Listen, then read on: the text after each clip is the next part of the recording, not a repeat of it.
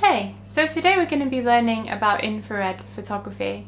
We're going to be using colour infrared film, and we're going to be using this lovely Mamiya 645 camera. It's a medium format camera and I've used it quite a lot. I've had it for quite a few years and it's from a car boot sale. I was really lucky to find it for quite cheaply, and recently it broke, so I'm going to be using it now it's fixed.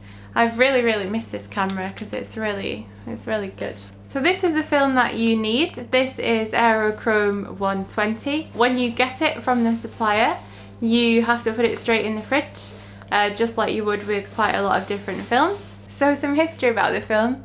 It was originally designed for military surveillance. It was really good at picking up things that were alive and vegetation and things like that within the landscape. So quite a few people, you may have noticed, have used plants within their work when they're using with infrared film. And this is because chlorophyll within plants helps to reflect infrared energy. So when you see infrared photographs and there's bright red vegetation, that is why. So when you're going to take a photograph using infrared film, you may want to bear that in mind. You may want to take a picture of a plant because it becomes this really vibrant red colour, or you might want to stick to something completely different and take it in the other direction.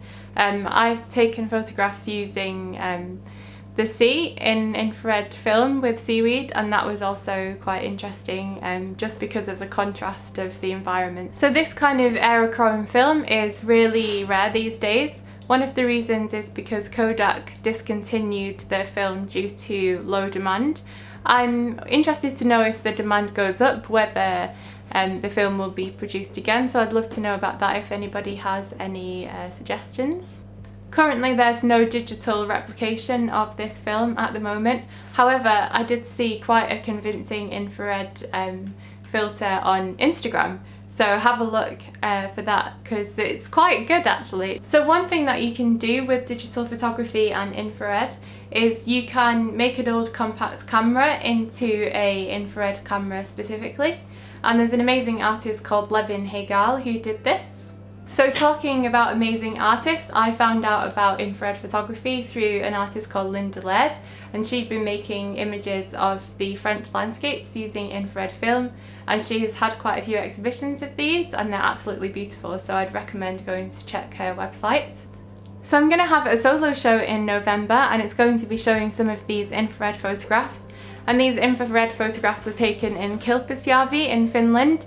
It was quite a cold landscape, quite snowy, so I was really interested to see how the plants there were affected by the infrared film, or how the plants there showed up using infrared film, just because the landscape is quite battered by the cold temperatures. So I did quite a lot of photography of the lake and the plants surrounding the lake and the lichen on the mountain. So I'm really excited to see those within the solo exhibition. I actually used a different film other than Aerochrome, which was by the Real Film Company, and I'll link to them also below.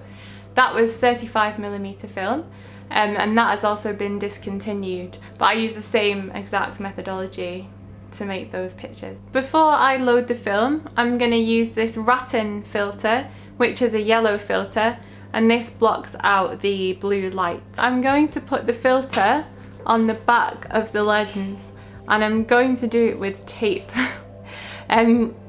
which I've done before and it works really well. So what I'm going to do now is cut out the filter to fit in that little space, so just this space here, and then I'll show you how I did it. I'm not sure if you can see there, but I have about 5 pieces of electrical tape that are holding the rattan filter onto the lens. You don't want to get it onto the mechanism where it screws onto the camera, obviously, because that might jam your camera, so I've tried to do it as much in the recess area here. So now the lens is back on the camera, I can start putting the film inside, and I want to do that in the kind of semi-darkness so I don't fog the film.